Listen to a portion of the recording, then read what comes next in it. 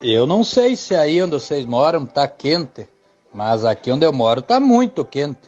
O meu carro ali na garagem, desligado, eu já ligou 3 vezes a ventoinha do radiador parado. Pois é, aí eu não. Aí tá. Então tá fresco aí, porque aqui a mulher amassou pão, deixou em cima da mesa. Agora nós fomos ver ali, já tá quase assado, mais uns 15 minutos, já termina de assar o pão em cima da mesa, não precisa pôr nem no forno. Eu não sei aí como é que tá.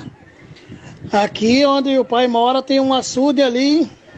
Com todo esse calorão começou a aumentar a água do açude, largar ali pelo ladrão, fomos lá ver o que estava acontecendo, se tinha estourado algum cano, estava botando água para dentro do açude. Pois eram os peixes que estavam suando, de tão calor. E aqui também tem o vizinho ali do lado de casa, tem um Fiat Tipo 16 válvula. Às 2 horas da madrugada estava tão calor que queimou a junta do cabeçote, parado embaixo da garagem.